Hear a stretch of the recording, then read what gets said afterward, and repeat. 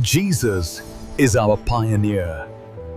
Jesus Christ, the captain of salvation.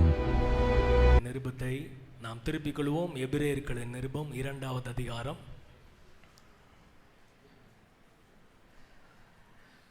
எடுத்துக்கொள்ளலாம். செய்திக்கு முன்பாக நான் உங்களிடத்தில் ஒரு கேள்வியை கேட்கிறேன். Who is our Lord Jesus? நம்முடைய ஆண்டவர் இயேசு அவர் யார்? இரட்சகர், தேவனுடைய குமாரன், பிரதான ஆசாரியர், பிரதான மேய்ப்பன், தகப்பன், நிறைய சொல்லிக்கிட்டே போகலாம். ஓகே, ஆனால் இன்றைக்கு எபிரேயர் 2வது அதிகாரத்தில் 10வது வசனத்தை நாம் வாசிக்க கேட்போம். ஏனென்றால் தமக்காகவும் தம்மாலேயும் சகலத்தையும் உண்டாக்கினவர் அநேகம் பிள்ளைகளை மகிமையில் கொண்டு வந்து சேர்க்கையில் அவர்களுடைய இரட்சிப்பின் அதிபதியை உபத்திரவங்களினாலே பூரணப்படுத்துகிறது அவருக்கு ஏற்றதாயிருந்தது.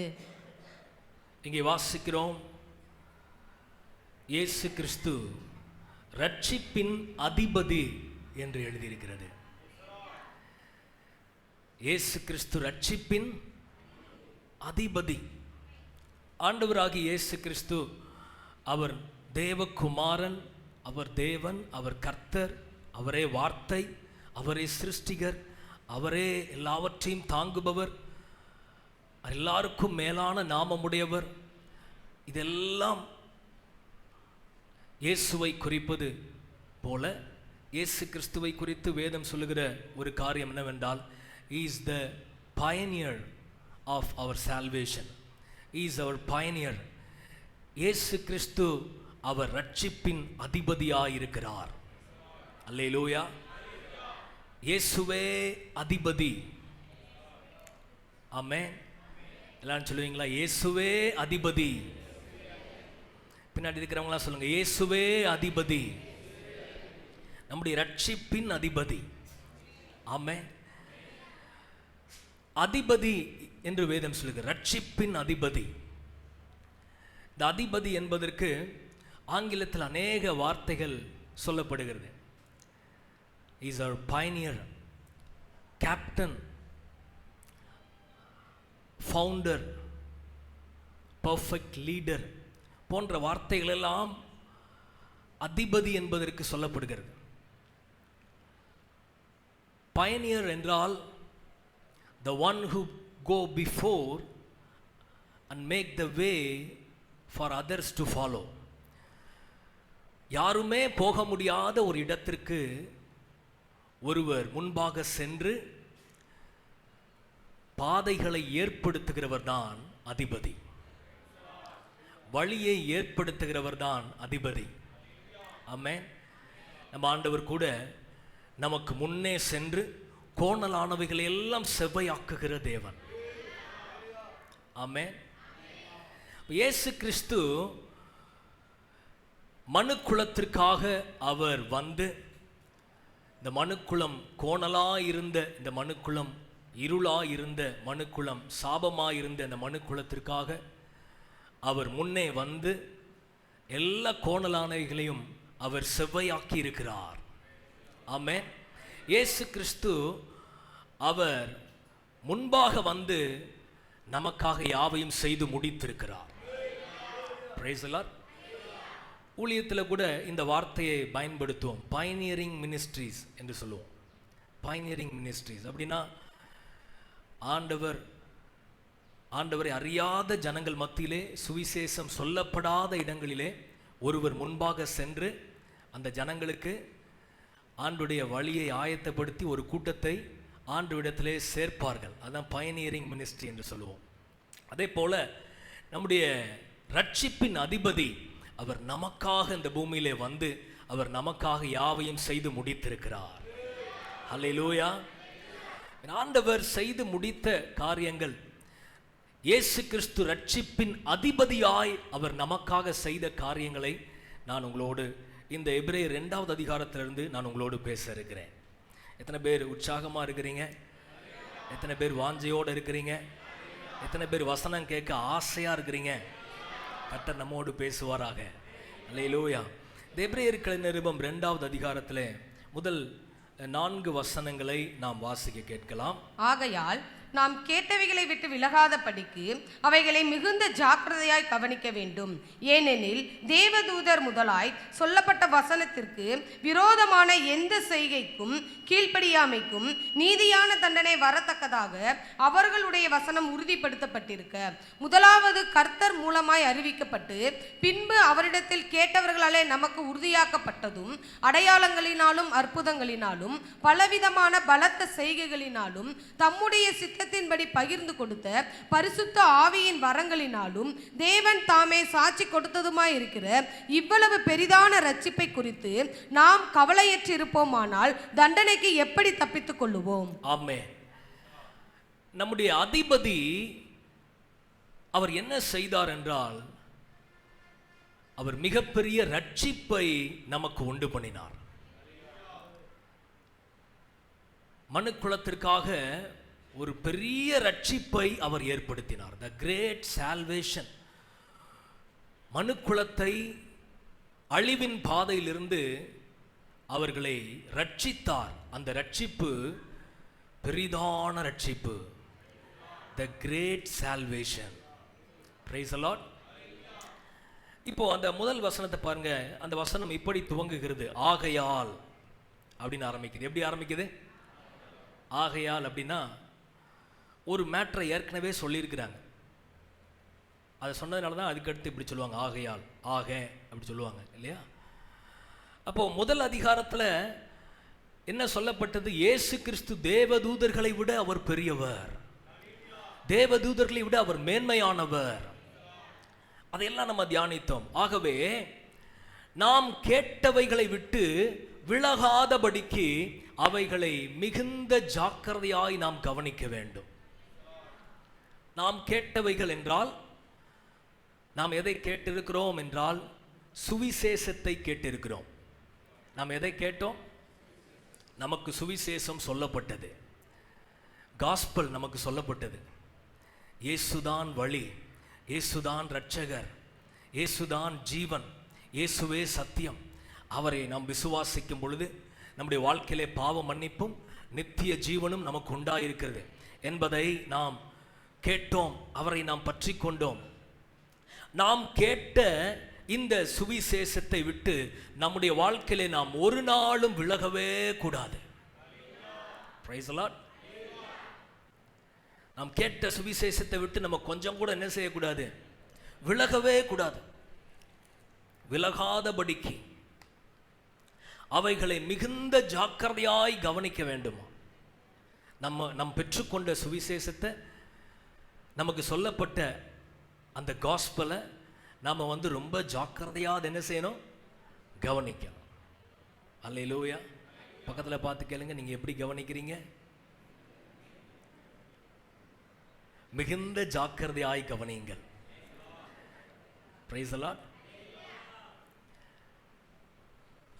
ஒரு படகு நடுக்கடலில் இருக்கும்போது அது எதை ரொம்ப மிகுந்த ஜாக்கிரதையாய் கவனிக்கும்? அது போய் சேர வேண்டிய கரையை என்ன செய்யும்? அதை கவனிச்சாதான் அது அக்கறைக்கு போகும். கரையை விட்டுட்டா இந்த படகு எங்கேயோ சுத்திக்கிட்டு இருக்குதா, அது கரை சேராது. அதுபோல நாம் பெற்றுக்கொண்ட சுவிசேஷம் நமக்கு அக்கறை போன்றது. ஆமென். அதை மிகுந்த ஜாக்கிரதையாய் நாம் கவனிக்க வேண்டும். Price the Lord. நம்ம ஏதாவது ஒரு விலையேற பெற்ற ஒரு காரியத்தை நம்ம வாழ்க்கையில் வச்சுருந்தா அதை எவ்வளவு நம்ம பத்திரமா கவனிப்போம். Price the Lord. நம்ம ஏதாவது ஒரு நகை போட்டிருக்கிறோம் அப்படின்னா அதை அப்பப்போ தொட்டு பார்த்துக்கிட்டோம், அப்படி தானே? அது விழுந்துடக்கூடாதுன்னு அதுக்கு நூல்லாம் போட்டு கெட்டி அதை சிலர் வாட்சோடு சேர்த்து என்ன செஞ்சுருப்பாங்க? கெட்டியிருப்பாங்க இல்லையா? அது விழுந்துட ரொம்ப கவனமாக நம்ம பார்க்குறோம். ஏன்? அது ப்ரெஷியஸ். அதே போல் நாம் பெற்றுக்கொண்ட சுவிசேஷம் ரொம்ப விலையேற பெற்று, நம்ம பெற்ற ரட்சிப்பு அது மிக பெரியது. ஹல்லேலூயா. அதை நாம் மிகுந்த ஜாக்கிரதையா என்ன செய்ய வேண்டும்? கவனிக்க வேண்டும். இந்த 3வது வசனத்திலே சொல்லப்படுகிறது, இந்த ரட்சிப்பை கர்த்தர் நமக்கு அறிவித்தார். இயேசு கிறிஸ்து தான் இந்த காஸ்பலை முதல்ல இந்த உலகத்துக்கு கொண்டு வந்தார். அவர்தான் சத்தியமானவர், சத்தியத்தை பிரசங்கிக்கவும் சத்தியத்தை வெளிப்படுத்தவும் அவர்தான் முதல்ல வந்தார். அவர் மூலமாய் இந்த சுவிசேஷம் சொல்லப்பட்டது. பின்பு அவரிடத்தில் கேட்டவர்களாலே அப்போஸ்தலர்கள் மூலமாய் நம்ம எல்லாருக்கும் சொல்லப்பட்டது. Price the Lord. இந்த காஸ்பல் சொல்லும் பொழுது அடையாளங்கள் நடக்கும், அற்புதங்கள் நடக்கும், பலவிதமான பலத்த செய்கைகள் நடக்கும், பரிசுத்த ஆவியானவருடைய வரங்கள் வெளிப்படும், தேவனே சாட்சி கொடுப்பார். ஹல்லேலூயா. காஸ்பல் சுவிசேஷம் என்பது ஒரு மிகப்பெரிய ஒரு சக்தி. ஆமென். ஒரு பெரிய ஊழியக்காரர் சொல்றார், சுவிசேஷங்கிறது ஒரு சிங்கம் மாதிரி, அதை அவுத்து விடு, அது செய்ய வேண்டிய வேலையை அது என்ன செய்யும்? செய்யும். நாம் இயேசுவை குறித்து பிரசங்கிக்கும் பொழுது, அவரை குறித்து நாம் சொல்லும் பொழுது, அங்கே அற்புத அடையாளங்களை தேவன் செய்வார். பரிசுத்த ஆவியானுடைய வரங்கள் கிரியை செய்யும், வல்லமைகள் கிரியை செய்யும். யாருடைய வாழ்க்கையில் என்றால் ஊழியம் செய்கிறவருடைய வாழ்க்கையில தேவ வல்லமை வெளிப்படும். ஒரு ஆமீன் சொல்ல மாட்டீங்களா? அல்லேலூயா. நம்முடைய தேவன் அற்புதங்களை செய்வாரா? சொல்லுங்க, நம்முடைய தேவன் அற்புதங்களை செய்வாரா? நம்முடைய தேவன் அதிசயங்களை செய்வாரா? அடையாளங்களை தேவன் செய்வாரா? எத்தனை பேர் நம்புறீங்க? அல்லேலூயா. சுவிசேஷம் சொல்லும் பொழுது அற்புத அடையாளங்கள் நடக்கும். ஆமென். வெளியவும் நடக்கும், ஆலயத்துக்குள்ளேயும் கர்த்தர் அற்புதங்களை செய்வார். ஏன்னா நம்மளை தேவன் அற்புதங்களின் தேவன். நான் விசுவாசிக்கிறேன், அவர் அதிசயங்களின் தேவன். ஆமென். அவர் வல்லமையான தேவன். ஆகவே அவரை நாம் பிரசங்கிக்கும் பொழுது பரிசுத்த ஆவியானுடைய வல்லமையும் வரங்கள் நம்முடைய வாழ்க்கையில் நிச்சயமாய் கிரியை செய்யும். அல்லேலூயா. நம்ம வாழ்க்கையில் நம்மை ரட்சிப்பதற்கு கர்த்தர் எத்தனையோ அற்புதங்களையும் அதிசயங்களையும் தேவன் எத்தனையோ பலத்த செய்கைகளையும் நமக்கு செய்ததினால தான் இன்றைக்கு நாம் ரட்சிக்கப்பட்டு இந்த ஆலயத்தில் நம்ம கர்த்தரை ஆராதிக்கிறோம். ஹல்லேலூயா. அப்போ சுவிசேஷம் சொல்லப்படும் பொழுது அங்கே அற்புத அடையாளங்கள் நடக்கும், தேவனே சாட்சி கொடுப்பாராம். Praise the Lord. Praise the Lord. Reinhard போங்கேயுடைய வாழ்க்கை, அதை வாசிக்கும் பொழுது நமக்குள்ள ஒரு ரிவைவல் வரும்.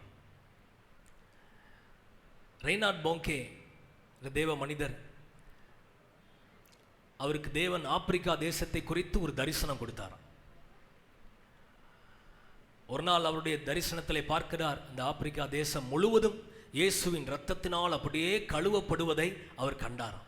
அவர் கண்ட உடனே ஜெபம் பண்ணார், ஆண்டவரே இந்த ஆப்பிரிக்கா தேசம் முழுவதும் நம்முடைய பெரிதான ரட்சிப்பை கண்டடையணும் அப்படின்னு பல நாள் அவர் உபவாசம் பண்ணி ஆண்டவர் சமூகத்தில் ஜெபம் பண்ணிக்கிட்டு இருக்கும்போது தேவன் ஒரு நாள் அவரோடு பேசினாராம். போங்கே, நீ இந்த ஆப்பிரிக்கா தேசத்தில் இருக்கிற ஒரு பெரிய ஸ்டேடியம், அந்த ஸ்டேடியத்தை நீ என்ன செய்யணும்? ஒரு நற்செய்தி கூட்டத்தை நீ நடத்தணும், ஒரு காஸ்பல் மீட்டிங் என்ன செய்யணும்? நீ கண்டக்ட் பண்ணணும், நீ அதை நடத்தணும் அப்படின்னு சொன்ன உடனே போங்கே சொன்னார், ஆண்டவரே எனக்கு பெரிய ஸ்டேடியத்திலலாம் பிரசங்கம் பண்ணணும்னு ஆசை தான், ஆனால் யார் வருவா? யார் வருவா? இந்த ஆப்பிரிக்கா தேசத்துக்கு இப்போ தான் வந்திருக்கிறேன், அந்த ஸ்டேடியம் எப்படி ஃபுல்லாகும், எப்படி நடக்கும் ஆண்டவரே? ஆனால் ஆண்டவர் சொன்னாரா, நீ அந்த ஸ்டேடியத்தை பிடித்து நீ நற்செய்தி அறிவிக்கணும். சொன்ன உடனே இவர் போய் அங்கே உள்ள பாஸ்டர்ஸ் எல்லார்ட்டையும் போய் சொன்னாரா, இந்த மாதிரி இந்த ஸ்டேடியத்தில் ஒரு நற்செய்தி கூட்டம் நடத்த போகிறேன் வாங்கன்னொன்னே ஒரே ஒரு பாஸ்டர் மட்டும் இவருக்கு ஃபுல்லாக துணை நின்றாராம், சப்போர்ட் பண்ணாராம். அந்த சபையில் 40 பேர் தான் இருந்தாங்களாம். எத்தனை பேர்? 40 பேர். அந்த பாஸ்டர் சொன்னாராம், எப்பா பெரிய ஸ்டேடியம் பிடிச்சிருக்கிறேன், எங்கள் சர்ச்சிலே 40 பேர் தான் இருக்கிறாங்க, எப்படி இந்த மீட்டிங் நடத்துவேன்? இவர் சொன்னாரா, கர்த்தர் எனக்கு சொன்னார், நான் நடத்துகிறேன். உடனே அந்த மீட்டிங் முதல் நாள் 100 பேர் வந்தாங்களாம். 40 விட எண்ணிக்கை கூடிருச்சு. அல்லேலூயா. 100 பேர். இவர் 100 பேர் எண்ணி பார்த்தாராம். ஃப்ரண்ட்ல இருந்து பின்னாடி வரைக்கும், பின்னாடி இருந்து ஃப்ரண்ட்ல வரைக்கும், ரைட்ல இருந்து லெஃப்ட் வரைக்கும் கரெக்டாக எண்ணி பார்த்துருக்கேன். 100 பேர் கரெக்டாக இருக்கிறாங்க. அந்த மீட்டிங் துவங்கினது, இவர் பிரசங்கம் பண்ண எழுந்து ஆண்டுடைய வார்த்தையை சொல்லுவதற்கு போய் நின்ற உடனே அந்த கூட்டத்துக்குள்ள இருந்து ஒரு பெரிய ஒரு அலறல் சத்தம் கேட்டுச்சு. ஐ ஹவ் பீன் ஹீல்டு, நான் சுகமானேன், நான் சுகமானேன் அப்படின்னு ஒரு மனுஷன் கத்துனான். இவர் நினைச்சாரு பிரசங்கம் பண்ணும்போது யாரா டிஸ்டர்ப் பண்றது, சுகமானங்கிற பாயிண்ட் 3வது பாயிண்ட் தான் வச்சிருக்கேன், முதல் பாயிண்ட்ல யாரு சுகமானா, என்னடா இது இடையூறு பண்றாங்களே நினைச்சாங்களா. பார்த்தா கூட்டத்துக்குள்ள அநேக அற்புதங்கள் நடந்ததா. கண்கள் திறக்கப்பட்டது, குடான கண்கள் திறக்கப்பட்டு முடவர்கள் எழுந்து நடந்தார்கள், சப்பானிகள் நடந்தார்கள். இங்கே ஒரு பெரிய அசைவு உண்டானது. அடுத்த சில நாள்ல அந்த கிரவுண்டு ஃபுல் பேக்டு. ஆண்டவருக்கு மகிமை. அவர் அல்லேலூயா சொல்லுங்க பார்க்கலாம். அற்புத அடையாளங்கள் நடந்தது. கூட்டத்தின் நிறைவிலே 3000 பேர் கண்ணீரோடு வந்து அர்ப்பணித்து இயேசுவுக்கு தங்க வாழ்க்கையை ஒப்பு கொடுத்தாங்களா. கைத்தட்டி ஆண்டவருக்கு ஒரு மகிமை செலுத்துவோமா. அல்லேலூயா. இன்றைக்கும் நான் பிரசங்கிக்கிற இயேசு அவர் அற்புதங்களை செய்கிற தேவன். எப்ப அற்புதம் செய்வார்? காஸ்பல் சொல்லும் பொழுது அங்கே அற்புதம் நடக்கும். ஹல்லேலூயா, ஹல்லேலூயா. தேவன் அற்புதங்களை செய்கிற தேவன். இன்னைக்கு உங்கள் மூலமா ஆண்டவர் அற்புதங்களை செய்ய அவர் ஆயத்தமா இருக்கிறார். நீங்க ஆண்டவருடைய ரட்சிப்பை சொல்லுவதற்கு ஆயத்தமா? ஹல்லேலூயா, பிரைஸ் தி லார்ட். நம்ம போய் காஸ்பல் சொல்லும் பொழுது ஆண்டவர் நம்முடைய புத்திக்கு எட்டாத கிரியைகளை எல்லாம் அவர் செய்வதற்கு அவர் பெரிய தேவனாக இருக்கிறார். பிரைஸ் தி லார்ட், ஹல்லேலூயா. இங்கே வேதம் சொல்லுது இந்த ரட்சிப்பு இவ்வளவு பெரிதான ரட்சிப்பு, so great salvation, பெரிதான ரட்சிப்பு. ஏன் பெரிய ரட்சிப்பு? ஏன்னா அந்த ரட்சிப்பை கொடுத்தவர் பெரியவர். இயேசு கிறிஸ்து பெரிய ரட்சகர், பெரிய மெய்ப்பன். அல்லேலூயா. அவர் நம்மை ரட்சிக்க கொடுத்த அந்த விலை கரையம் இருக்கு பாருங்களேன், ஆண்டவருடைய ரத்தம், அதுவும் ரொம்ப பெருசு, அதுக்கு விலையே இல்லை. அதனால தான் அந்த ரட்சிப்பு எப்படிப்பட்டதுன்னா இவ்வளவு பெரிதான ரட்சிப்பு. நம்மள்ட்ட ஒரு பெரிய பொக்கிஷம் இருக்குங்க, நம்ம பெற்றுக்கொண்ட ரட்சிப்பு. மார்த்தட்டி சொல்லலாம், என்கிட்ட ஒரு பெரிய பொக்கிஷம். சொல்லுங்க, எனக்குள்ளே ஒரு பெரிய பொக்கிஷம். அது என்னவென்றால் பெரிய ரட்சிப்பு. Price the Lord. பெரிய ரட்சிப்பு. இந்த ரட்சிப்பை குறித்து அவர் எழுதும் பொழுது சொல்லுகிறார், நாம் பெற்றுக்கொண்ட இவ்வளவு பெரிதான ரட்சிப்பை குறித்து நாம் கவலையற்றிருப்போமானால் தண்டனைக்கு எப்படி தப்பித்துக் கொள்ளுவோம்? என்ன சொல்லப்பட்டிருக்கிறது? ஒரு தண்டனை இருக்குன்னு சொல்லியிருக்கு. If you neglect this gospel, then we cannot escape from the punishment.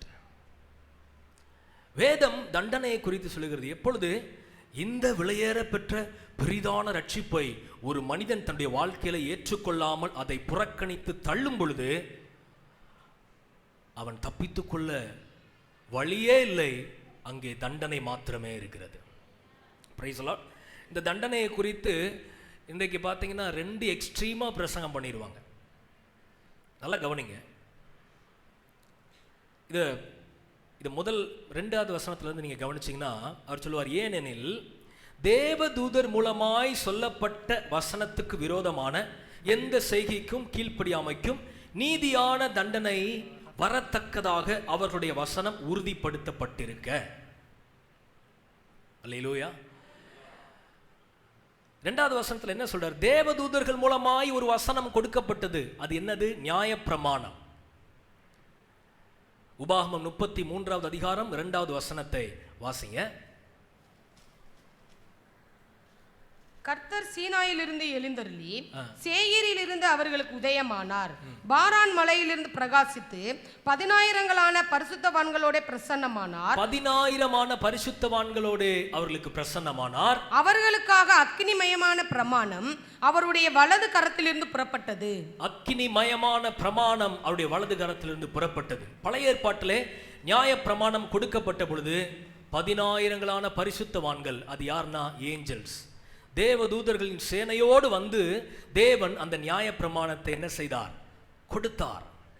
Price the Lord. அப்போஸ்தலர் 7 அதிகாரம் 53வது வசனம் வாசிங்க. அப்போஸ்தலர் 7:53.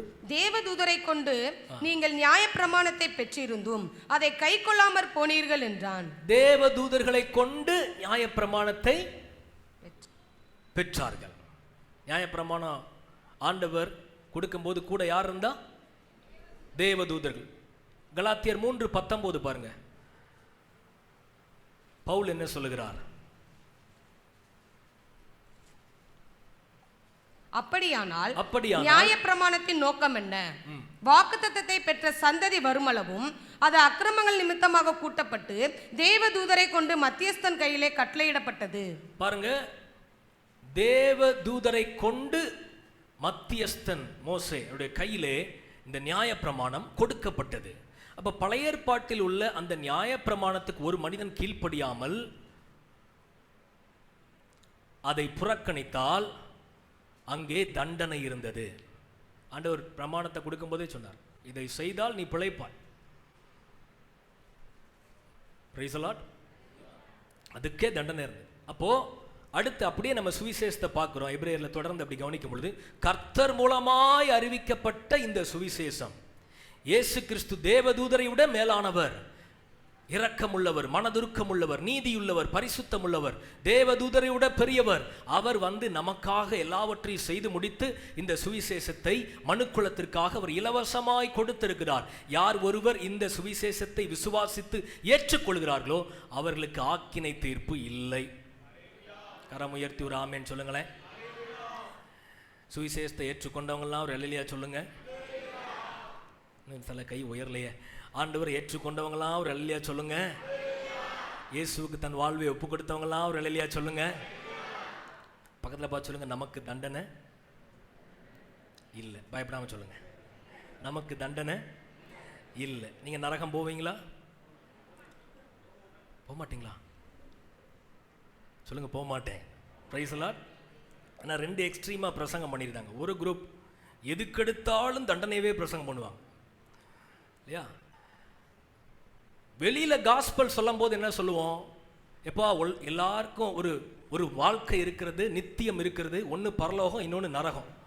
நீங்கள் இந்த பரலோக பாக்கியத்தை, நித்திய ஜீவன் அடையணும்னா எல்லா மதமும் நீ ஏதாவது செய்யணும்னு சொல்லுது. ஆனால் நாங்கள் வைத்திருக்கிற இந்த வேதத்திலே அந்த தேவனே நமக்காக வந்து எல்லாவற்றையும் செய்து முடித்தார். இந்த இயேசுவை நீங்கள் விசுவாசித்தால் உங்களுக்கு பாவ மன்னிப்பும் நித்திய ஜீவனும் கிடைக்கும். நீங்க பரலோக பாக்கியத்தை இலவசமாய் பெறலாம். ஆமென். அப்படி அந்த ஆள் ரட்சிக்கப்பட்டு சர்ச்சுக்குள்ள வந்துட்டாங்கன்னு வைங்க, ஒரு வாரம் சர்ச்சுக்கு வரலைன்னா என்ன சொல்லுவாங்க? நீலாம் பரலோகம் போவ. ஒரு நாள் நீ ஜோம் பண்ணலைன்னா நீலாம் பரலோகம் போவ. நீ ஊழியத்துக்கு வரலைன்னா நீ பரலோகம் போவ. எல்லாத்துக்கும் இதை போட்டுருவாங்க. அதனால அந்த விசுவாசி 30 வருஷம் 50 வருஷம் ஆனாலும் கடைசி தருணத்துலையும் சொல்லும், பாஸ்டர் நான் பரலோகம் போவேனானே தெரியல, கண்டிப்பாக நரகம் தான் போவேன்னு நினைக்கிறேன் அப்படின்னு உடனே ஊழியக்காரங்க இருதயம்லாம் உடஞ்சிடும். எத்தனையோ பேர் அப்படி சொல்கிறத கேட்டு என் உள்ளம் உடைக்கப்பட்டு இருக்கிறது. ஏன்னா ஆண்டவர் சொன்ன காஸ்பல் என்னன்னா, இது நற்செய்தி. Price the Lord. நம்மை ரட்சிப்பது அதிக நிச்சயம். ஒரு ஆமென் சொல்லுங்களேன். சந்தோஷமா தான் ஒரு அல்லேலூயா சொல்லுங்களேன். நாம் தண்டனைக்கு தப்பினவர்கள். என்ன ஜோம் பண்ணல, நீங்கள் ஊழியம் செய்யலை, உபவாசம் இருக்கல, கர்த்தருக்காக வாழலைன்னா நீங்கள் ஒரு வல்லமையான கிறிஸ்தவங்களாக இருக்க மாட்டீங்க. பாஸ்டர் சொன்னது போல் ஜெபமும் வேத வாசிப்பும் 2 சிறகு போல. சிறகுலைன்னா எப்படி இருக்கும்? கீழே விழுந்து கிடப்போம். Price the Lord. மேலே பறக்க வேண்டிய நம்ம கீழே தவழ்ந்துக்கிட்டு இருப்போம், அவ்வளோதான். ஆனால் நம்ம நல்லா ஜோம் பண்ணா, நம்ம நல்ல ஆண்டவருக்காக ஊழியம் செஞ்சா, கர்த்தருக்காக வாழ்ந்தா, கர்த்தர் நம்மை கழுகு போல நம்ம எழும்ப பண்ணுவார். மகிமையின் மேல் மகிமையாய் தேவன் நம்மை பயன்படுத்துவார். அல்லேலூயா. ஆகவே இயேசுவை ஏற்றுக்கொண்டவர்கள், சுவிசேஷத்தை ஏற்றுக்கொண்டவர்கள் நாம் தண்டனைக்கு தப்பினவர்கள். அல்லேலூயா. இது ஒரு எக்ஸ்ட்ரீம். இன்னொரு எக்ஸ்ட்ரீம் இருக்கிறாங்க. அவங்க என்னன்னா, தண்டனையே யாருக்குமே கிடையாது அப்படின்றாங்க. தண்டனை நரகமே கிடையாது பிரதர், அப்படி பிரசங்கம் பண்றாங்க. நரகமே கிடையாது. ஏன்னா ஆண்டவர் வந்து எல்லாருக்காகவும் மரித்து எல்லாருக்காகவும் அவர் வந்து செய்து முடித்து விட்டார், ரட்சிப்பை உண்டு பண்ணிட்டார். அதனால ஒரு மனுஷன் அவன் வந்து நரகத்துக்கு போகவே முடியாது. அப்படியே போனாலும் ஆண்டவர் திரும்ப என்ன செஞ்சிருவார்? இப்படிலாம் என்ன செய்கிறாங்க? இதெல்லாம் புதிய ஏற்பாடு உபதேசத்திற்கு எதிரான உபதேசம். பைபிள் ரொம்ப கிளியரா சொல்லுது, ஒரு மனிதன் இவ்வளவு பெரிதான இந்த சுவிசேஷத்தை, இந்த ரட்சிப்பை ஒரு மனிதன் தன்னுடைய வாழ்க்கையிலே புறக்கணித்து தள்ளும் பொழுது there is no escape from the punishment. தண்டனைக்கு நாம் எப்படி தப்பித்துக் கொள்வோம் என்று எபிரேய ஆக்கியோன் தன்னையும் இணைத்து சொல்லுகிறான். அல்லேலூயா, அல்லேலூயா. இன்னைக்கு நம்ம கையில் ஆண்டவர் ஒரு பெரிய டிக்கெட் கொடுத்திருக்கிறார், நித்திய ஜீவன் என்கிற டிக்கெட். இதை தொலைச்சிட்டோம்னா வேற டிக்கெட் என்னது கிடையாது. அல்லேலூயா. ஆனால் நம்ம பாக்கியவான்கள், நம்ம ஒரு நாளும் நம்ம ஆண்டவரை தள்ளவே மாட்டோம். ஒரு ஆமென் சொல்லுங்களேன். அப்படிதானங்க? ஜீவன் இருக்கிற வரைக்கும் இயேசு தான் நம்முடைய ரட்சகர், அவரே நம்முடைய ஆண்டவர். ஒரு ஆமென் சொல்லுங்க. ஏன்னா கிடைச்ச டிக்கெட்டை நம்ம விட மாட்டோம். அல்லேலூயா. ஒரு பழைய பாடல் உண்டு, ரட்சிப்பென்னும் டிக்கெட் இல்லா வித்தவுட் யாத்திரை இல்லை, கிடைத்த டிக்கெட் தொலைந்து போனால் விலைக்கு வேறு இல்லை. ஒரு பழைய பாடல் உண்டு, தெரியுமா? அது நம்ம ஆண்டவர் நித்திய ஜீவனுக்காக தேவன் நம்மை அழைத்து நம்ம கையில் ரட்சிப்பு என்னும் ஒரு டிக்கெட் கொடுத்துருக்கிறார். நம்மெல்லாம் புக் ஆனவங்க. ஒரு ஆமென் சொல்லுங்களேன். நித்திய ஜீவனுக்கு கர்த்தர் நம்மை புக் பண்ணி வைத்திருக்கிறார். அல்லேலூயா. சொர்க்கரையில் வண்டி, வேகம் போகும் வண்டி, சுந்தரமாம் ஒரு நல்லொரு தேசம், தூரம் போகும் வண்டி. சொர்க்கரையில் வண்டி, வேகம் போகும் வண்டி, சுந்தரமாம் ஒரு நல்லொரு தேசம், தூரம் போகும் வண்டி. சொர்க்கரையில் வண்டி. ரட்சிப்பென்னும் டிக்கெட் இல்லா வித்தவுட் யாத்திரை இல்ல, கிடைத்த டிக்கெட் தொலைந்து போனால் விலைக்கு வேறு இல்ல. ரட்சிப்பென்னும் டிக்கெட் இல்லா வித்தவுட் யாத்திரை இல்ல, கிடைத்த டிக்கெட் தொலைந்து போனா விலைக்கு வேறு இல்ல. இன்ஜின் டிரைவர் இயேசு, டிடி யாரும் இல்ல. இன்ஜின் டிரைவர் இயேசு, டிடி யாரும் இல்ல. கைக்கூலிக்கு யாரும் இல்லை, யாத்திரை சுகமல்ல. கைக்கூலிக்கு யாரும் இல்லை, யாத்திரை சுகமல்ல. சொர்க்கரையில் வண்டி, வேகம் போகும் வண்டி, சுந்தரமாம் ஒரு நல்லொரு தேசம், தூரம் போகும் வண்டி. சொர்க்கரையில் வண்டி, வேகம் போகும் வண்டி, சுந்தரமாம் ஒரு நல்லொரு தேசம், தூரம் போகும் வண்டி. சொர்க்கரையில் வண்டி. டிக்கெட் எங்கே வாங்க வேண்டும் என்று நீயும் கேட்டால், கல்வாரி என்றொரு புக்கிங் ஆபீஸ் கொல்கத்தாவில் உண்டு. டிக்கெட் எங்கே வாங்க வேண்டும் என்று நீயும் கேட்டால், கல்வாரி என்றொரு புக்கிங் ஆபீஸ் கொல்கத்தாவில் உண்டு. ஏஜென்ட் யாரும் இல்ல, இயேசு மாத்திரம் உண்டு. ஏஜென்ட் யாரும் இல்ல, இயேசு மாத்திரம் உண்டு. அவரே எல்லாம் இதயம் தந்தால் டிக்கெட் தந்திடுவார். அவரே எல்லாம் இதயம் தந்தால் டிக்கெட் தந்திடுவார்.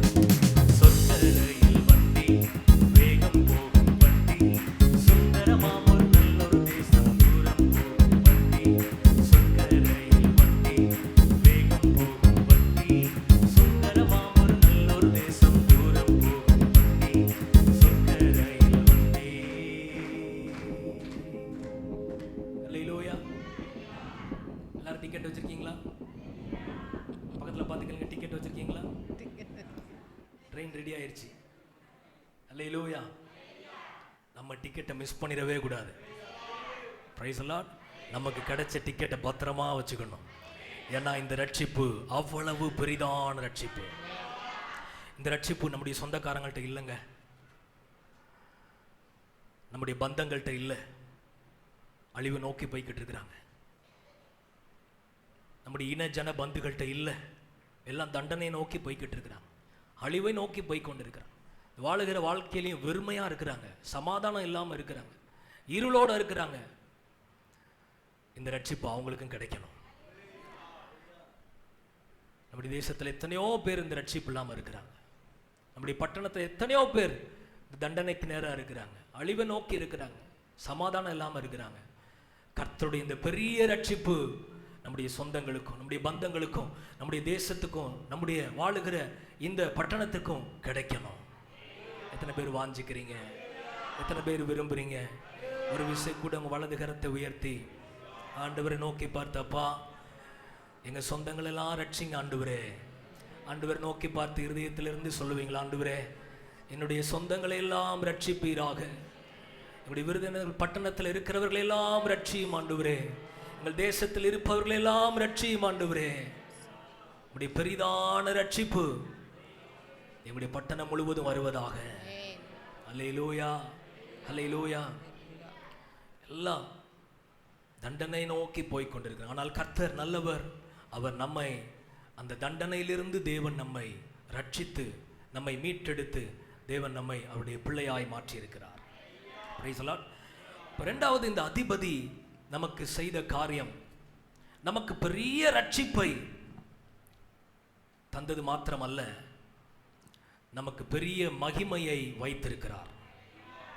5வது வசனத்திலிருந்து 13வது வசனம் வரைக்கும் வாசிக்கலாம்.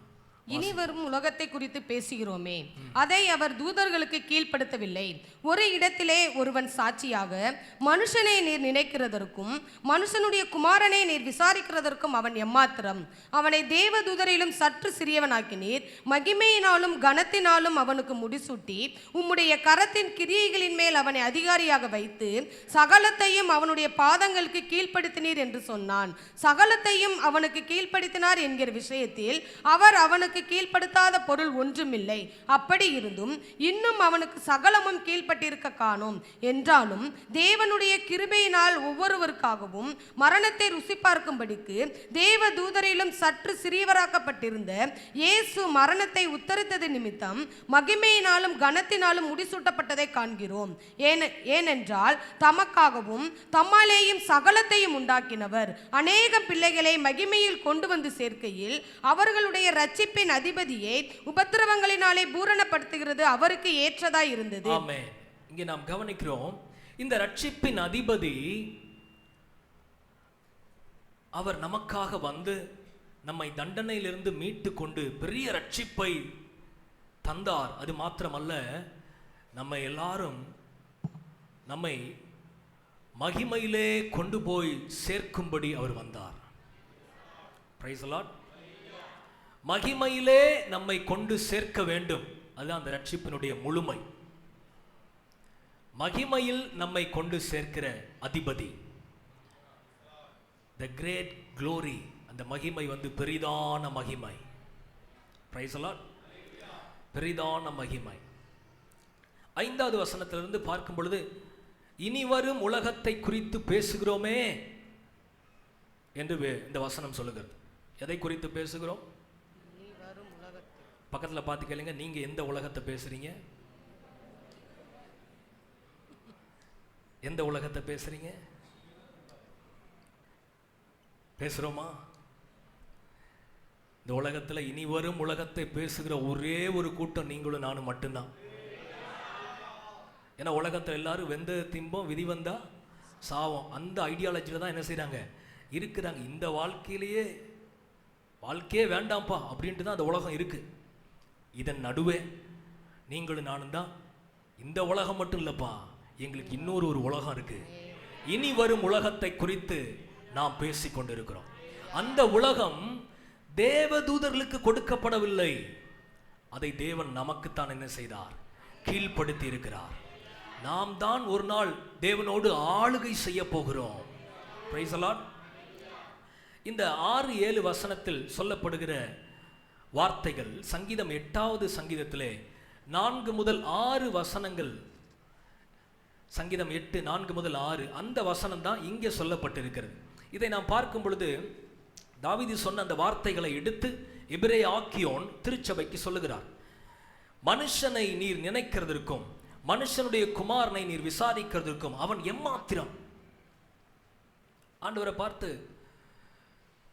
தாவீது சொல்லு, ஆண்டவரே மனுஷனை பார்க்கறதுக்கு அவன் எம்மாத்திரம் ஆண்டவர். நீங்க எவ்வளவு உயரத்தில் இருக்கிறீங்க, நீங்க எவ்வளவு பெரியவர். ஆனா மனுஷனை ஒரு செகண்ட் லுக் விடுறதுக்கு அவன்கிட்ட என்ன இருக்கு? அவன் தூசியிலும் தூசியா இருக்கிறான். ஆனா அவனை போய் நீங்க ஒரு செகண்ட் லுக் என்ன செய்றீங்க? விடுறீங்களே ஆண்டவரே. அவன் எம்மாத்திரம்? அவனை தேவதூதரிலும் சற்று சிறியவனாக்கி இருக்கு. தேவதூதர்கள் பெரியவர்கள், ஆனால் அவரை விட மனிதர்கள் சிறியவர்கள். சிறியவன் ஆக்கியிருக்கிறீங்க.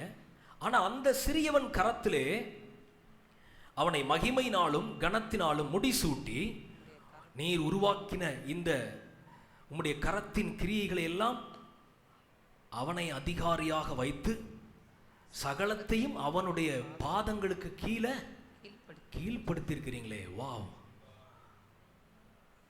தாவீது வியந்து பார்க்கிறான். Price the Lord. நமக்கு ஆண்டவர் கொடுத்த அந்த லைஃபே பெரிய கிஃப்ட்டுங்க. Price the Lord. அவன்கிட்ட என்ன இருக்கு ஆண்டவரே? எல்லா அதிகாரத்தையும் அவன்கிட்ட கொடுத்துட்டீங்க, எல்லாத்தையும் ஆளுகையும் அவன்கிட்ட கொடுத்துட்டீங்க. அதை சொல்லிட்டு அடுத்து சொல்லப்படுகிறது, சகலத்தையும் அவனுக்கு கீழ்ப்படுத்தினார் என்கிற விஷயத்தில் அவர் அவனுக்கு கீழ்ப்படுத்தாத பொருள் ஒன்றுமே இல்லை. அப்படி இருந்தும் இன்னும் அவனுக்கு சகலமும் கீழ்ப்பட்டிருக்க காணோம். எல்லாரும் சொல்லுங்க காணோம். பின்னாடி இருக்கிறவங்களாம் சொல்லுங்க காணோம். என்னத்தை காணோம்? அவன்கிட்ட அதிகாரம் இல்லை, அவன்கிட்ட மகிமை இல்லை, எல்லாத்தையும் இப்போ இழந்து நிற்கிறான். தேவன் கொடுத்த அதிகாரத்தை மகிமையை முதல் ஆதாம் இழந்து விட்டான், பாவத்தினால் இழந்தான். ஆனால் வேதம் சொல்கிறது என்றாலும், ஆனால் அப்படி இருந்தாலும் தேவனுடைய கிருபையினால் ஒவ்வொருவருக்காகவும் மரணத்தை ருசி பார்க்கும்படி தேவதூதரிலும் சற்று சிறியவராக்கப்பட்டிருந்த இயேசு, தேவாதி தேவன், மகா தேவன், அவர் நம்மை போல தேவதூதரிலும் சற்று சிறியவராய் ஒரு மனிதனாய் வந்து மரணத்தை உத்தரித்ததின் நிமித்தம், அப்படின்னா மரணத்தை டேஸ்ட் பண்ணார். அவர் உத்தரித்தது நிமித்தம் மகிமையினாலும் கனத்தினாலும் முடிசூட்டப்பட்டதை என்ன செய்றோம்? சொல்லுங்க காண்கிறோம். எல்லாரும் சத்தமா சொல்லுங்க காண்கிறோம். முதல் ஆதாம் பெற்றுக்கொண்ட மகிமையை காணோம். ஆனால் இரண்டாவது ஆதாம் அந்த மகிமையை எல்லாம் அவர் என்ன செய்தார்? பெற்றிருக்கிறார். அதை நாம் காண்கிறோம். Price the lord. இப்போ இயேசு பெற்றுக்கொண்ட அந்த மகிமையை அவர் நமக்கு கொடுத்திருக்கிறார். Price the Lord. அவர் நமக்கு தந்திருக்கிறார். யோவான் 17வது அதிகாரம் 22வது வசனத்தை வாசிங்க. யோவான் 17:22. நாம் ஒன்றாய் இருக்கிறது போல அவர்களும் ஒன்றாய் இருக்கும்படி நீ எனக்கு தந்த மகிமையை நான் அவர்களுக்கு கொடுத்தேன். நீர் எனக்கு தந்த மகிமையை என்னை விசுவாசிக்கிறவர்கள், என்னை பின்பற்றுகிறவர்களுக்கு நான் கொடுத்தேன் என்று ஆண்டவர் சொல்கிறார். Price the Lord. அதனால தான் ரோமர் 8:30 நாம் வாசிக்கிறோம், நாம் எப்படிப்பட்டவர்கள் என்றால் மகிமைப்படுத்தப்பட்டவர்கள். வாசிங்க. எவர்களை முன்குறித்தாரோ அவர்களை அழைத்தும் இருக்கிறார். எவர்களை அழைத்தாரோ அவர்களை நீதிமான்களாக்கியும் இருக்கிறார். எவர்களை நீதிமான்களாக்கினாரோ அவர்களை மகிமைப்படுத்தியும் இருக்கிறார். கரங்களை உயர்த்திரலையா சொல்லுங்க. நம்மை முன்குறித்தார், நம்மை தெரிந்து கொண்டார், நம்மை அழைத்தார், நீதிமான்களாக்கினார், அப்புறம் நம்மை மகிமைப்படுத்தி இருக்கிறார். பக்கத்தில் கைப்பிடி சொல்லுங்க, உங்களுக்குள்ள ஒரு மகிமை இருக்கு.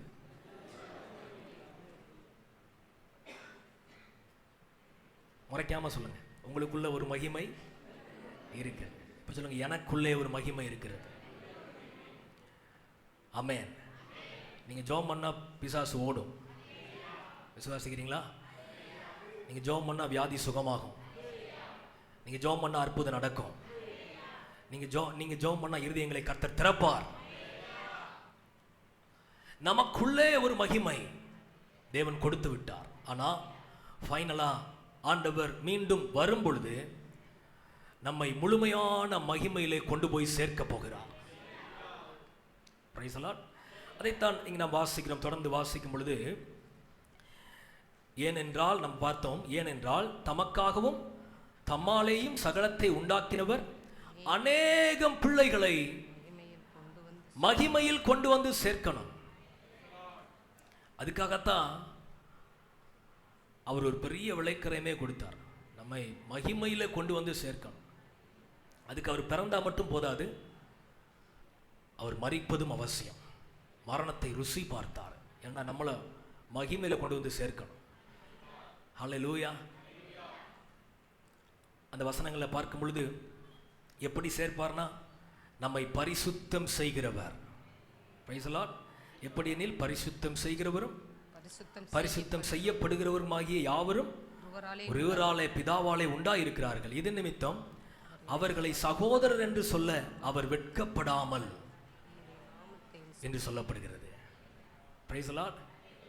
அடுத்த அந்த 12வது வசனம் 13வது வசனம் சங்கீதம் 22:22 சொல்லப்பட்ட வார்த்தை இங்கே எடுத்து எபிரே ஆக்கியோன் பயன்படுத்துகிறார். உம்முடைய நாமத்தை என் சகோதரருக்கு அறிவித்து சபை நடுவிலே உம்மை துதித்து பாடுவேன். Price the Lord. இயேசு கிறிஸ்து நம்முடைய சகோதரர். யோசேப்புடைய சகோதரர்கள் எல்லாம் யோசேப்பை குழியில தள்ளி அவனை தகப்பனை விட்டு பிரிச்சாங்க. உலகத்தில் உள்ள அநேக சகோதரர்கள் குழியில தள்ளுறவங்க, ஃபேமிலியை விட்டு பிரிச்சிருவாங்க. ஆனா நமக்கு ஒரு ஆவிக்குரிய சகோதரர் நம்முடைய இரட்சகர் இயேசு. Price the Lord. அவர் குழியில் இருந்த நம்மை தூக்கி எடுப்பதற்காக அவர் நம்மை போல வந்து நம்மை அந்த தகப்பனுக்கு பிள்ளைகளாய் மாற்றி நம்மை அந்த பரலோக தகப்பனோடு நம்மை இணைத்திருக்கிறார், முழுமையாய் இணைக்க போகிறார். அல்லேலூயா. அதனால தான் நமக்கு ஒரு மகிமை நம்பிக்கை இருக்கு. அவர் நம்மை சகோதரர் என்று சொல்லுகிறார். வேதத்தில் சுவிசேஷ புஸ்தகங்கள் அநேக வசனங்களை வாசித்தீங்கன்னா ஆண்டவர் சொல்லுவார், இவர்களே என் சகோதரரும் என் தாயுமாய் இருக்கிறார்கள். உயிர் தெழுந்த உடனே இயேசு கிறிஸ்து சொன்னார், நீங்கள் கலிலேயாவுக்கு போய் என் சகோதரருக்கு இதை என்ன செய்யுங்கள், அறிவியுங்கள். நான் உங்கள் பிதாவினிடத்திலும் என் பிதாவினிடத்திலும் நான் என்ன செய்கிறேன், போகிறேன். You are my brothers. Praise the Lord. Hallelujah. அவர் சகோதரராய் தமையனாய் வந்து நம்மை பிள்ளையாய் மாற்றி நம்மை மகிமைப்படுத்தி நம்முடைய ஃபியூச்சர்ல ஒரு முழுமையான மகிமையில நம்மை கொண்டு போய் நிறுத்த போகிறார். அதனால தான் நமக்குள்ள ஒரு ஜீவனுள்ள நம்பிக்கை இருக்கிறது. ஆமென். எதிர்காலத்தை குறித்த நம்ம இடத்துல ஒரு பெரிய ஒரு நம்பிக்கை, தைரியம். நம்ம மகிமைக்காக அழைக்கப்பட்டவர்கள். Price the Lord. தம்பி சாமுடைய சாட்சியை நான் நினைக்கிறேன். அருப்புக்கோட்டையில் சாம்னு ஒரு தம்பி இருக்கிறார். அவர் படித்து நல்ல ஒரு வேலையில் ஜாயின் பண்ணார். நல்ல ஒரு ஆவிக்குரிய ஒரு சகோதரன், சர்ச்சில் நல்ல ஊழியத்தில் இன்வால்மெண்ட்டாக இருக்கிற ஒரு தம்பி. அந்த தம்பி நல்ல வேலையில் இருந்து ஆசீர்வாதமாக இருக்கும்போது திடீரென்று அவங்க வாழ்க்கையில் ஒரு பெரிய ஒரு துக்கம். அவருடைய தகப்பனார் மரித்து போகிறார். அவருடைய வாழ்க்கையில பெரிய தாங்க முடியாத ஒரு துயரம். தகப்பன் மரித்து விட்டாரே. இந்த சின்ன வயசுல தகப்பனை இழந்த உடனே தாங்க முடியாத துக்கம். அவர் வந்து தகப்பனுடைய எல்லா அடக்காராதனையெல்லாம் முடிச்சுட்டு உடனே புறப்பட்டு வேலைக்கு போகணும். அவர் அந்த ஆராதனையெல்லாம் முடிஞ்ச பிறகு அடுத்த நாளே அங்கே ஆஃபீஸ் போகிறார். மிகுந்த துக்கத்தோட, பாரத்தோட, வேதனையோட, கவலையோட வேலையில் போய் ஜாயின் பண்ணும் பொழுது அங்கே உள்ள எல்லா ஸ்டாஃப்ஸும் இவருக்கு, இந்த தம்பிக்கு துக்கம் விசாரிக்க வராங்க, ஆறுதல் சொல்ல வராங்க. வந்து சொல்கிறாங்க எல்லாரும், கவலைப்படாதப்பா, பெரிய இழப்பு தான், என்ன செய்ய, எல்லாரும் ஆறுதல் சொல்ல வரும் பொழுது இந்த தம்பி வந்த எல்லாருக்கும் ஆண்டுடைய சுவிசேஷத்தை சொன்னானா. சுவிசேஷத்தை சொன்னானா. என்ன சொன்னானா, எல்லாரும் என்ன துக்க விசாரிக்க வந்திருக்கிறீங்க, என் வாழ்க்கையில் ஒரு பெரிய துக்கம்தான், பெரிய கவலை தான். ஆனால் நாங்கள் ரட்சிக்கப்பட்டவங்க, நாங்கள் இயேசுவை ஏற்றுக்கொண்டவங்க, நாங்கள் கிறிஸ்தவங்க, எங்களுக்குள்ள ஒரு நம்பிக்கை இருக்கு. எங்கள் ஆண்டவர் மீண்டும் வருவார். அவர் வரும்பொழுது கிறிஸ்துவுக்குள் மரித்தவர்களை நாங்கள் சந்திப்போம், நாங்கள் மகிமையிலே காண்போம். இது எங்களுடைய நம்பிக்கை. எங்கள் அப்பாவை நான் மீண்டும் பார்ப்பேன் என்று சொன்ன பொழுது அங்கே உள்ள எல்லாரும் அந்த சுவிசேஷத்தை கேட்டார்கள். அல்லேலூயா. இன்னைக்கு உங்களுக்கும் எனக்கும் மட்டும்தாங்க இந்த ஜீவன் உள்ள நம்பிக்கை இருக்கிறது. உலகத்தில் வேற ஒருவருக்கும் அந்த நம்பிக்கை இல்லை. இனி வரும் உலகத்தை குறித்த ஒரு நம்பிக்கையை நம்முடைய ரட்சிப்பின் அதிபதி நமக்கு தந்தார். அல்லேலூயா. இந்த மகிமைக்காகத்தான் நம்ம வாழ்றோம், அந்த மகிமைக்காகத்தான் அழைக்கப்பட்டு இருக்கிறோம். ஆகவேதான் 1 யோவானிலே யோவான் எழுதுகிறார், நாம் தேவனுடைய பிள்ளைகள் என்று அழைக்கப்படுவதனாலே பிதாவாகிய தேவன் நமக்கு பாராட்டின அன்பு எவ்வளவு பெரிதென்று பாருங்கள். 1 யோவான் 3 அதிகாரத்திலே முதல் 3 வசனத்தை வாசிங்க. நாம் தேவனுடைய பிள்ளைகள் என்று அழைக்கப்படுவதனாலே பிதாவானவர் நமக்கு பாராட்டின அன்பு எவ்வளவு பெரிதென்று பாருங்கள். உலகம் அவரை அறியாதபடியினாலே நம்மையும் அறியவில்லை. பிரியமானவர்களே, இப்பொழுது தேவனுடைய பிள்ளைகளாய் இருக்கிறோம், இனி எவ்விதமாய் இருப்போம் என்று இன்னும் வெளிப்படவில்லை. ஆகிலும் அவர் வெளிப்படும் போது அவர் இருக்கிற வண்ணமாகவே நாம் அவரை தரிசிப்பதினால் அவருக்கு ஒப்பாய் இருப்போம் என்று அறிந்திருக்கிறோம். அல்லேலூயா, அல்லேலூயா. இதுதான் நம்முடைய ஃபியூச்சர். இப்போ ஆண்டவர் நம்ம பிள்ளையா வச்சிருக்கிறார். Price the Lord. ஆண்டவர் நம்மை மகிமைப்படுத்தி வைத்திருக்கிறார். ஆனா நம்முடைய இரட்சகர் வரும் பொழுது அவருடைய முழுமையான மகிமைக்குள் நம்மை தேவன் நடத்துவார். சந்தோஷமா இருக்கிறீங்களா? அவர் மேய்ப்பன் மாத்திரமல்ல, நம்முடைய தமையன்.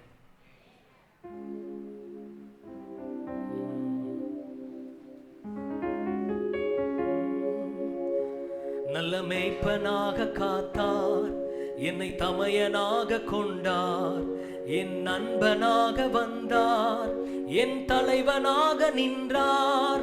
நல்ல மேய்ப்பனாக காத்தார், என்னை தமையனாக கொண்டார், என் நண்பனாக நின்றார், என் தலைவனாக நின்றார். மேகங்கள் மீதில் ஓர் நாள் மணவாளனாக வருவார், மேகங்கள் மீதில் ஓர் நாள் மணவாளனாக வருவார். என்னை அழைத்து செல்வார், வானில் கொண்டு செல்வார், என்னை அழைத்து செல்வார், வானில் கொண்டு செல்வார். இயேசுவே வழி சத்தியம் ஜீவன், இயேசுவே ஒளி நித்தியம் தேவன், இயேசுவே வழி சத்தியம் ஜீவன். கைத்தட்டி பாடுவோம். இயேசுவே வழி சத்தியம் ஜீவன், இயேசுவே ஒளி நித்தியம் தேவன், இயேசுவே வழி சத்தியம் ஜீவன், இயேசுவே ஒளி நித்தியம் தேவன். நல்ல மேய்ப்பனாக காத்தார், என்னை தமையனாக கொண்டார், என் நண்பனாக வந்தார், என் தலைவனாக நின்றார். நல்ல மேய்ப்பனாக காத்தார், என்னை தமையனாக கொண்டார், என் நண்பனாக வந்தார், என் தலைவனாக நின்றார். மேகங்கள் மீதில் ஓர் நாள் மணவாளனாக வருவார், மேகங்கள் மீதில் ஓர் நாள் மணவாளனாக வருவார். என்னை அழைத்து செல்வார், வானில் கொண்டு செல்வார். சொல்லுங்க, என்னை அழைத்து செல்வார், வானில் கொண்டு செல்வார். இயேசுவே வழி சத்தியம் ஜீவன், இயேசுவே. நல்லா உற்சாகமாய் கைத்தட்டி. இயேசுவே வழி சத்தியம் ஜீவன், இயேசுவே ஒளி நித்தியம் தேவன், இயேசுவே வழி சத்தியம் ஜீவன், இயேசுவே ஒளி நித்தியம் தேவன், இயேசுவே வழி சத்தியம் ஜீவன், இயேசுவே ஒளி நித்தியம் தேவன். ஹல்லேலூயா, ஹல்லேலூயா. ஆமென். ஆண்டவர் நம்முடைய நல்ல தமையன். Price the Lord. நமக்கு ஒரு நல்ல சகோதரர். Price the Lord. நல்ல மணவாளன், நல்ல மேய்ப்பன், இப்படி நல்ல தலைவர். அவர் தான் நம்முடைய அதிபதி. கைத்தட்டி ஏசப்பாக்கு ஒரு மகிமை செலுத்துங்க பார்க்கலாம். அவர் தான் நம்முடைய அதிபதி. ஆமென். மூன்றாவதாக நாம் எபிரேயர் 2 அதிகாரத்திலே 18வது வசனத்தை வாசிங்க. ஆதலால் அவர் தாமே சோதிக்கப்பட்டு பாடுபட்டதினாலே அவர் சோதிக்கப்படுகிறவர்களுக்கு உதவி செய்ய வல்லவராயிருக்கிறார். இந்த ரட்சிப்பின் அதிபதி நமக்கு பெரிய ரட்சிப்பை ஏற்படுத்தினார், பெரிய மகிமையை தந்திருக்கிறார். அந்த மகிமையில நம்மை கொண்டு போய் சேர்க்க போகிறார். அது மாத்திரமல்ல, ஒரு பெரிய வாக்குத்தத்தத்தை நமக்கு கொடுத்திருக்கிறார். There is a great promise by our pioneer. இந்த அதிபதி நமக்கு ஒரு பெரிய ப்ராமிஸ் பண்ணியிருக்கிறார், ஒரு வாக்கு கொடுத்திருக்கிறார். என்னன்னா, I am able to help you. நான் உனக்கு உதவி செய்வேன், நான் உனக்கு உதவி செய்வேன், நான் உனக்கு சகாயம் பண்ணுவேன் அப்படின்னு இந்த அதிபதி நமக்கு வாக்கு கொடுத்திருக்கிறார். பாஸ்டர் பாலியாங்கிச்சோ அவர் ஊழியம் துவங்கின அந்த ஆரம்ப நாட்களிலே அவரிடத்துல விசுவாசிகளே இல்லை, ஒரு கிழிஞ்ச பாய், அதெல்லாம் சபை நடத்தியிருக்கிறார். ஒரு நாள் சுவிசேஷ ஊழியத்துக்கு போகும் பொழுது ஒரு வீட்டு கதவை தட்டி அவங்கள்ட்ட சுவிசேஷம் சொன்னாராம். அங்கே ஒரு தாயார், ஏழ்மையான தாயார் வந்து நின்றுக்கிறாங்க. அவங்கள்ட்ட சொன்னாராம், இயேசு கிறிஸ்து மெய்யான தெய்வம், அவரை நீங்கள் விசுவாசித்தால் உங்களுக்கு நித்திய ஜீவனை கொடுப்பார், பரலோக பாக்கியத்தை கொடுப்பார். அந்த பரலோகத்திலே நீங்கள் பொற்தல வீதியிலே என்ன செய்வீர்கள்? நடப்பீர்கள். அங்கே அழுகை இல்லை, கண்ணீர் இல்லை, கவலை இல்லை. அப்படிலாம் சொல்லிட்டு இருக்கும்போது அந்த அம்மா சொல்லிச்சான், சும்மா இரு தம்பி, அங்கே அவ்வளோ தங்கம் இருக்குது, இங்கே கொஞ்சோண்டு கொடுக்க வேண்டாமா? இங்கே பாரு, நான் எவ்வளோ கஷ்டமாக இருக்கிறேன், என் பிள்ளைகளுக்கு வழி இல்லை, எனக்கு சாப்பாட்டுக்கு வழி இல்லை, பலவீனம், தரித்திரம், கடன், வாழ்க்கையை முடிச்சுக்கலான் இருக்கிறேன், இங்கே எனக்கு நரகம் மாதிரி இருக்கு, என்னப்பா நீ அங்கே பரலோகத்தை சொல்லிக்கிட்டு இருக்க, போப்பா அப்படின்ட்டு கதவை பூட்டிருச்சு. இந்த பாஸ்டர் ரொம்ப துக்கத்தோடு வந்து ஆண்டவர் சமூகத்தில் ஜெபம் பண்ணார். ஆண்டவரே, உங்கள் சுவிசேஷத்தை தானப்பா நான் சொன்னேன், உங்கள் வார்த்தையை தானப்பா சொன்னேன், நீங்கள் நித்திய ஜீவனை கொடுக்கன்னு வாக்கு பண்ணியிருக்கிறீங்களே, அதைத்தானே நான் சொன்னேன், ஏற்றுக்கொள்ளலே ஆண்டவரே. அப்போ ஆண்டவர் சொன்னாராம், நான் நித்திய ஜீவனை மாத்திரமல்ல, இந்த பூமியிலே என் ஜனங்களை மீட்டு இருக்கிறேன். ஹல்லேலூயா. ரட்சிக்கப்பட்டவர்கள் உடன்படிக்கையின் மக்கள். ஒரு மனிதன் என்னை ஏற்றுக்கொண்டால் இந்த பூமியிலேயும் அவர்களுக்கு மீட்பின் ஆசீர்வாதங்கள் உண்டு. ஆமென். அவர்களை ஆசீர்வதிப்பேன். ஆபிரகாமின் ஆசீர்வாதம் உண்டு, அவங்களை ஆசீர்வதிப்பேன், பலவீனங்களை சுகமாக்குவேன். அவர்களை ஆசீர்வதிக்கிற தேவன், நீ அதை போய் சொல்லு. அதை கேட்ட உடனே பாடி அங்கி சொன்னால் திரும்பியும் போய் கதவை தட்டினாராம். அந்த அம்மா திறந்த உடனே சொன்னாராம், அம்மா, நான் பிரசங்கிக்கிற இயேசு பரலோக பாக்கியம் நித்தியம் தருகிற மாத்திரம் அல்ல, இந்த பூமியிலேயும் உங்களை வாழ வைப்பார், உங்களுக்கு உதவி செய்வார், உங்க பிள்ளைகளுக்கு உதவி செய்வார், உங்க வாழ்வை புதிதாக்குவார் அப்படின்னு சொன்ன உடனே அந்த அம்மா அதுக்கப்புறம் ஆண்டவரை ஏற்றுக்கொண்டு இந்த ஆலயத்துக்கு வந்தாங்களாம். அந்த ஆலயம் மிகவும் எளிதாய் துவங்கப்பட்ட ஆலயம். ஆனால் கர்த்தர் அவர்களை ஆசீர்வதித்து இன்றைக்கு உலகத்தில் ஒரு மிகப்பெரிய சபையாய் வளர்ந்து இருக்கிறது. ஒரு அல்லையா சொல்லுங்களேன். ஆண்டவர் நமக்கு ரட்சிப்பையும் மகிமையும் மாத்திரம் கொடுக்கவில்லை, இந்த பூமியிலே நமக்கு உதவி செய்வேன் என்று கர்த்தர் வாக்கு பண்ணியிருக்கிறார். நமக்கு உதவி செய்கிற அதிபதி, உங்களுக்கு உதவி செய்கிற அதிபதி. இந்த பூமியில நீங்க நம்மை திக்கற்றவர்களாய் அவர் விடவில்லை, நமக்கு ஹெல்ப் பண்றவர். நம்புறீங்களா? எதிலெல்லாம் ஹெல்ப் பண்ணுவார்? இந்த எபிரேயர்ல வேகமா நான் சொல்லி முடிக்கிறேன்.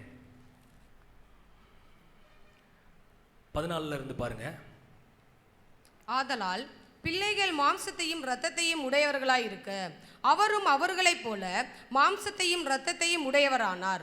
மரணத்துக்கு அதிகாரியாகிய பிசாசானவனை தமது மரணத்தினாலே அழிக்கும்படிக்கும் ஜீவ காலமெல்லாம் மரண பயத்தினாலே அடிமைத்தனத்திற்கு உள்ளானவர்கள் யாவரையும் விடுதலை பண்ணும்படிக்கும் அப்படியானார். பாருங்க, இயேசு கிறிஸ்து தேவதூதர்களும் சற்று சிறியவரா தனப்பா வந்தாரு. ஆனா வந்ததனுடைய நோக்கமே என்னன்னா, மனிதனுடைய மிகப்பெரிய எதிரி என்னவென்றால் பாவம், மரணம், பிசாசு. இதை மூணையும் அடிச்சு காலி பண்ணணும். அப்படின்னா இயேசு கிறிஸ்துடைய இன்கார்னேஷன் மட்டும் போதாது, இயேசுடைய பிறப்பு மாத்திரம் போதாது. அவர் பிறந்து, அவர் பரிசுத்தமாய் வளர்ந்து, கடைசியாய் அவர் சிலுவையிலே அவர் மரிக்க வேண்டும், உயிரோடு எழும்ப வேண்டும். மரணத்துக்கு அதிகாரியாகிய பிசாசை தமது மரணத்தினாலே என்ன செய்தார்? அழித்தார். அவன் பொருளை வச்சு அவனையே போடணும்டா அப்படிங்கிறாங்க பாருங்களேன். அத மாதிரி மரணத்துக்கு அதிகாரியாகிய பிசாசை மரணத்தினாலே என்ன செய்தார்? அழிச்சார். கொலோசியர்ல வாசிக்கிறோம், துரைத்தனங்களை அதிகாரங்களை உரிந்து கொண்டு வெளியரங்கமான கோலமாக்கி அவைகளின் மேல் சிலுவையிலே வெற்றி சிறந்தார். Price the Lord. பிசாசு ஆண்டவர் அழிச்சிட்டாரா? சொல்லுங்க, அழிச்சிட்டாரா?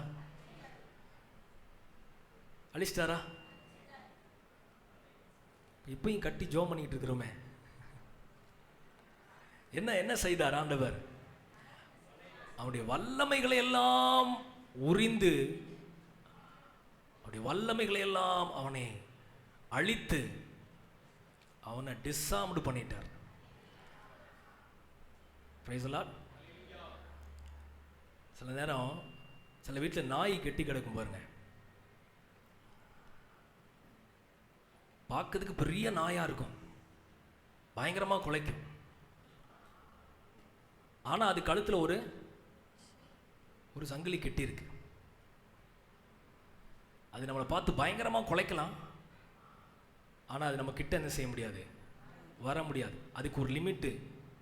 இதுக்குள்ளே தான் நீ என்ன செய்யணும், நீ கத்தணும், இதுக்குள்ளே தான் நீ இருக்கணும். அதை மாதிரி தான் ஆண்டவர் பிசாசு என்ன செஞ்சிட்டாரு, அப்படி வல்லமைகள்லாம் கெட்டி போட்டார். எத்தனை பேர் நம்புறீங்க? எத்தனை பேர் விசுவாசிக்கிறீங்க? தேவ பிள்ளைகளுடைய வாழ்க்கையில பிசாசு மேற்கொள்ளவே முடியாது. போராடலாம், கர்ஜிக்கிற சிங்கம் போல வரலாம், ஆனால் பயப்படாதீங்க. ஆண்டவர் அந்த பயத்திலிருந்து நமக்கு உதவி செய்கிற தேவன். வாழ்க்கையில் பயங்கள் வரும்பொழுதுலாம் ஆண்டவர் சொல்கிறார், பயப்படாதே. Price the Lord. யாக்கோபு வாழ்க்கை பயணத்தில் தனிமையாய் போகும் பொழுது ஆண்டவர் சொன்னார், பயப்படாதே, நான் உன் தகப்பனாகி ஆபிரகாமின் தேவன், உன்னை ஆசீர்வதித்து உன்னை பெருக பண்ணுவேன். பயப்படாத, ஃபியூச்சரை குறித்து பயப்படாத, நான் உனக்கு இருக்க ஹெல்ப் பண்ணுறதுக்கு. அல்லேலூயா. சத்துருக்கள் சூழ்ந்து இருக்கும் பொழுது பயப்படாதீங்க. எலிசா சொன்னார் இல்லையா, பயப்படாதே, அவர்களோடு இருப்பவர்களை பார்க்கிலும் நம்மோடு இருக்கிறவர் பெரியவர். ஆமே. ஆண்டவர் சொன்னார், நீங்க எதை குறித்து கலங்காதீங்க, உங்கள் தலையில் உள்ள எல்லா மயிரெல்லாம் எண்ணப்பட்டிருக்கிறது. Price the Lord. தேவன் நமக்கு உதவி செய்கிற தேவனாக இருக்கிறார். பயங்களிலிருந்து, பாவத்திலிருந்து, இந்த உலகத்தின் பாடுகளில் இருந்து அவர் நமக்கு உதவி செய்கிறவர். நமக்கு ஹெல்ப் பண்ற ஒருவர் நமக்கு இருக்கிறார். அவர் தான் உங்கள் அதிபதி. அல்லேலூயா. நம்ம வாழ்க்கையில் என்ன சோதனைகள் போராட்டங்கள் வந்தாலும் அதை அறிந்த ஒரு அதிபதி தான் இயேசு. எல்லாவற்றையும் அறிந்தவர். அவர் கண்ணீர்னா என்னன்னு தெரியும், துரோகம்னா என்னன்னு தெரியும், போராட்டம்னா என்னன்னு தெரியும். அல்லேலூயா. நிந்தைனா என்னன்னு தெரியும், தனிமைனா என்னன்னு தெரியும். எல்லாத்தையுமே தெரிந்த ஒரு பிரதான ஆசாரியர் தான் நம் இயேசு. அவர்கிட்ட நம்முடைய காரியங்கள் எல்லாம் சொல்லும் பொழுது அவர் நமக்கு உதவி செய்கிற நல்ல தேவன். வாழ்க்கையில் எப்பேற்பட்ட சூழ்நிலை வந்தாலும் அதுக்கு முதல்ல ஒரு ஃபர்ஸ்ட் எய்டு போடணும். என்ன செய்யணும்? ஒரு ஃபர்ஸ்ட் எய்டு போடணும். என்ன ஃபர்ஸ்ட் எய்டு? என்ன பிரச்சனை வந்தாலும் முதல்ல ஆண்டுடைய சமூகத்துக்கு போறீங்க பாருங்களேன், அதுதான் ஃபர்ஸ்ட் எய்டு. நம் இரக்கத்தை பெறவும் சகாயம் செய்யும் கிருபை அடையவும் தைரியமாய் கிருபாசன தண்டையில் வந்தா நமக்கு சகாயம் பண்றதுக்கு நம்முடைய அதிபதி இருக்கிறார். உங்களுக்கு ஒரு அதிபதி இருக்கிறார். அதனால உலகத்தில் என்ன பிரச்சனை வந்தாலும் முதல்ல என்ன செய்யணும்? நம்ம சில நேரம் என்ன செய்யறோம்? எல்லார்ட்டையும் போயிட்டு கடைசியாக என்ன செய்யறோம்? ஆனால் அப்பயும் அவர் உதவி செய்கிறார். ஆமே. ஆனால் முதல்லையே எப்பயுமே நமக்கு 24 hours ஹெல்ப் பண்ணுறதுக்கு ஒருத்தர் இருக்கிறார்னா நம்முடைய ஆண்டவர் இயேசு. இல்லையா? உண்மைதானா? நமக்கு எத்தனை உதவி செஞ்சிருக்கிறார், நம்ம வாழ்க்கையில் எத்தனை அவர் சகாயம் பண்ணியிருக்கிறார், எத்தனை உபகாரம் பண்ணியிருக்கிறார். உலகத்தில் நிறைய பேர் உதவி செய்வேன்னு சொல்லிட்டு என்ன செஞ்சிருவாங்க? கையை விரிச்சிருவாங்க. ஆனால் இந்த அதிபதி உண்மையுள்ள அதிபதி. வேதம் சொல்கிற இரக்கமும் உண்மையும் உள்ள அதிபதி. வாக்கு பண்ணினவர் உண்மையுள்ளவர், நமக்கு சகாயம் பண்ண உண்மையுள்ளவர். அல்லேலூயா. ஒரு சாட்சியை சொல்லி முடிக்கிறேன். எங்கள் வீட்டு பக்கத்தில் ஒரு அம்மா இருக்கிறாங்க. அவங்க போன சில வாரங்களுக்கு முன்னாடி இரவு 12 மணிக்கு மிகுந்த கண்ணீரோடு எனக்கு ஒரு வாய்ஸ் அனுப்பி விட்டாங்க. பாஸ்டர், என் பையனுக்காக ஜெபம் பண்ணுங்க. அவன் எங்கே இருக்கிறான்? அந்த யுத்தம் நடக்கிற இடத்துல அவன் வேலைக்கு போனான், மாட்டிக்கிட்டான். அவனால் ரிட்டர்ன் வர முடியல, வேலை முடிஞ்சிருச்சு, அவனுக்கு டிக்கெட் கிடைக்கல, கொடுக்க மாட்டேங்கிறாங்க. எனக்கு என் பையன் திரும்ப வரணும், உதவிக்கு யாருமே இல்லை, ஜெபம் பண்ணுங்க பாஸ்டர். எனக்கு இந்த வசனம் தான் ஞாபகம் வந்துச்சு. சோதிக்கப்படுகிற யாவருக்கும் உதவி செய்ய வல்லவர் ஒருவர் வாக்கு பண்ணியிருக்கிறார். திருச்சபை மக்கள் ஒன்றும் சும்மா இல்லை, உடன்படிக்கையின் மக்கள். ரத்தம் கொடுத்து வாங்கியிருக்கிறாரு. விட்டுருவாரா நம்மளை? அல்லேலூயா. நம்மளை கை விட்டுருவாரா? விடவே மாட்டாங்க. தைரியத்தில் அனுப்புனேன். கர்த்தர் உங்களுக்கு உதவி செய்வார். உங்க பையன் திரும்ப வருவார். என்ன ஆனிச்சு தெரியுமா? அடுத்த நாள் இந்த தம்பி இந்தியா வந்துட்டார். கைதட்டி ஆண்டவருக்கு ஒரு மகிமை செலுத்துங்களேன். The next day he came to India. Bombay வந்து நேராக வீட்டுக்கு வந்த உடனே அவங்க அம்மா பார்த்து ஆச்சரியப்படுறாங்க. அந்த பையன் கேட்குறான், அம்மா நான் போய் மாட்டிக்கிட்டேம்மா, எப்படி வருவேன்னே தெரில, எப்படியோ வந்துட்டேன். பயந்தியா நீ? பயந்தியாம்மா என்ன நினச்சி? அந்த அம்மா சொல்லிச்சு, பயம் இருந்துச்சுடா, ஆனால் நான் பயப்படல. ஒருத்தர் எனக்கு தெரியும், நான் ஆராதிக்கிற தேவன் உதவி செய்ய வல்லவர், உதவி செய்ய வல்லவர், சகாயம் பண்ண வல்லவர். அதனால பயப்படல. நீ வரல, நான் ஆராதிக்கிற தேவன் உன்னை கொண்டு வந்திருக்கிறார். அல்லேலூயா. அருமையான தேவ ஜனமே, அருமையான திருச்சபை மக்களே, நம்ம ஆராதிக்கிற இயேசு நம்முடைய அதிபதி. ஆமென். நமக்கு பெரிய ரட்சிப்பு கொடுத்திருக்கிறார். பெரிய மகிமையில நம்மளை கொண்டு போய் சேர்க்க போறாரு.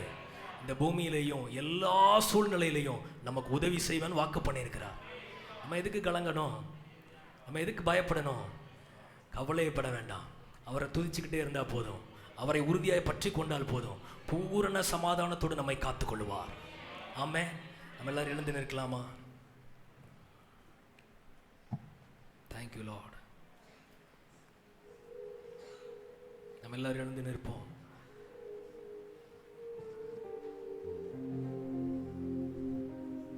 ஆண்டவருக்கு நன்றி சொல்லுங்க.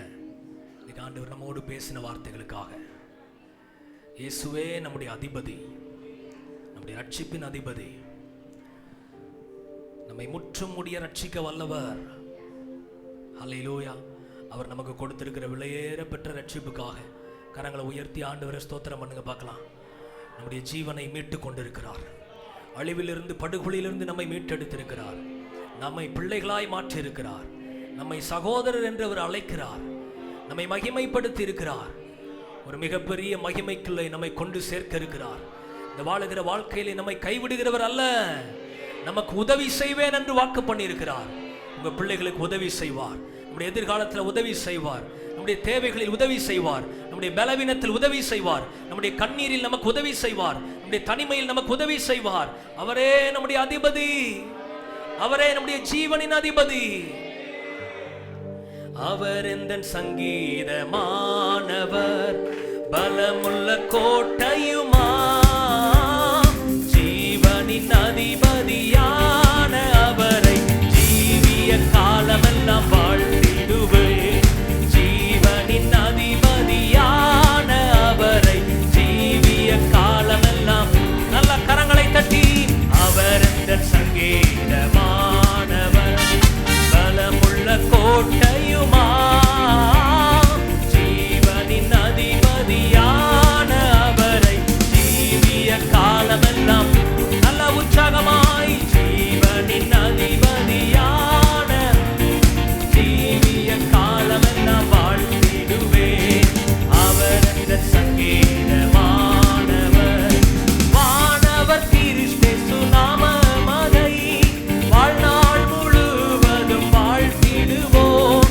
வானவர் கிறிஸ்து நாமமதை வாழ்நாள் முழுவதும் வாழ்த்திடுவோம். வருகையில் அவரோடு இணைந்து என்றும், வருகையில் அவரோடு இணைந்து என்றும் வணங்குவோம், வாழ்த்துவோம், போற்றிடுவோம். ஓ வணங்குவோம். நல்ல கை தட்டி பாடுவோம். அவர் இந்த சங்கீதமானவர், பலமுள்ள கோட்டையுமா, ஜீவனின் அதிபதியான அவரை ஜீவிய காலமெல்லாம் வாழ்த்திடுவோம். ஜீவனின் அதிபதியான அவரை வாழ்த்திடுவோம். அவர் இந்த சங்கீதமானவர். நல்ல கைத்தட்டி ஆர்ப்பரிப்போடு கூட நம்முடைய ஜீவனின் அதிபதி, நம்முடைய பலமுள்ள கோட்டை. இன்னைக்கு ஆராதிக்கிற உங்களை பார்த்தவர் சொல்லுகிறார், பயப்படாதே, பயப்படாதே, நான் உனக்கு துணை நிற்கிறேன் என்று கர்த்தர் வலக்கரம் பிடித்து சொல்லுகிறார். ஹல்லேலூயா. கரங்களை தட்டி நம்முடைய ரட்சிப்பின் அதிபதியை நல்ல விசுவாசத்தோடு மகிமைப்படுத்துங்க. தைரியமாய் அவரை ஆர்ப்பரிப்போடு மகிமைப்படுத்துங்க. அவர் நம்மை வெற்றி சிறக்க பண்ணுகிற தேவன். அவர் நம்மை கைவிடுகிறவர் அல்ல, நமக்கு உதவி செய்கிற அதிபதி.